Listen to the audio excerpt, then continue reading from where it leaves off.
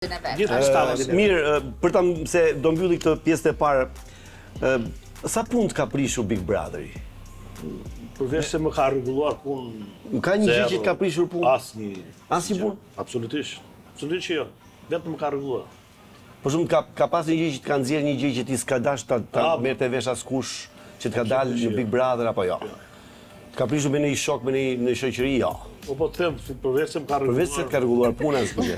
Sabian, unë mbaj mend dy momente nga Big Brother i Sabianit që ka ndenjur gjatë nga qenë per. Një moment që nxjerr nga kishina Shele. Ka pas lere pa punë. Që po mbyte i se dinte në. Ngritet dhe pastaj Po ja do ta transmetojnë çuna tani që ne flasim. Shumë mirë, ka gjë spektakolare. Dhe tjetri pati një sherr, nuk e di më kë pati. Më unik. Ishau. Ku ti ke? Dhe pastaj shkoi ke dhoma dhe mori parfumi. Sa po i kishte televizion. U rregullu.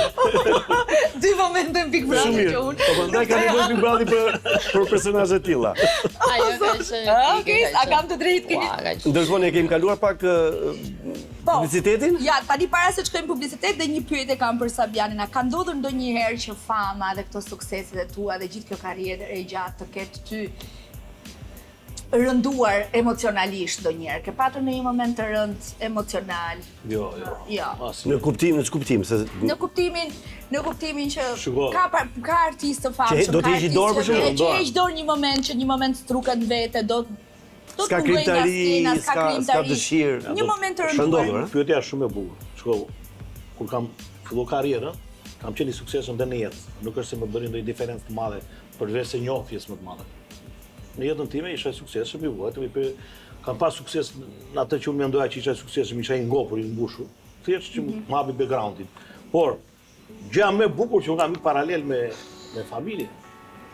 Sepse unë nuk jam fokusuar vetëm në karrierës. Domethënë vjen suksesi, ndaja suksesi me njerëzit e mi, kisha më kënë ndaja suksesi, nuk e akumuloj çdo gjë për vete. E kuptoj. Kejs për ty kur të ti dëshira për të marrë me art, me muzikë, me kriju këngë? E kam patur gjithmonë dëshirën. Po, vërtet shumë babi s'më ka lënë kur isha e vogël.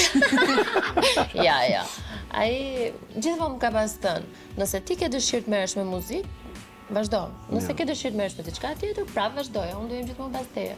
Por unë te kjo pjesa e famës jam bërë shumë papritur në fakt. Nga një portal i marr, ka qenë interviste e babit, edhe aty shprehin që kam një vajzë kaq vjeç. Po, edhe filloi domethënë shumë papritur, kam qenë gjimnaz, adoleshente. E mora pak shumë me sikletë, se thash. Kishte ka qenë vajzë e bukur që edhe njerëzit e... Se ndoshta atëherë nuk e kuptoj që janë vajzë Sabianit, edhe për mua ishte shumë normale, kupton? Edhe mediat e kanë përgëdhelë, dhe unë se kam pas privilegjin e Kesit.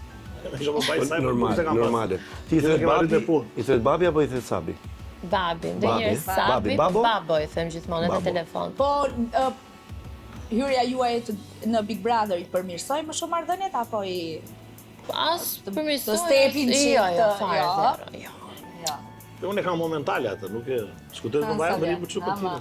Çdo gjë që ndodh besoj që marrëdhëniet forcohen mbas një ndodhije mund të. Jo, do të them diçka, jo hyrja, se shumë njerëz besoj, shumë njerëz, por gjithë publiku e ka marrë sikur hyrja aty brenda që Kesi mos u merr. Jo, ai e ka patur gjithë gjën me banorët aty brenda. Disa personazhe që po intimidonin, që po shtynin drejt asaj gjëje. Të gjë lidhu, puthe. Nuk ishte Kesi. Është një moment. Ishin disa të tjerë aty që po ma shtynin vajzat, nuk ishte asgjë me vajzën ose me djalin. Do të isha unë aty brenda.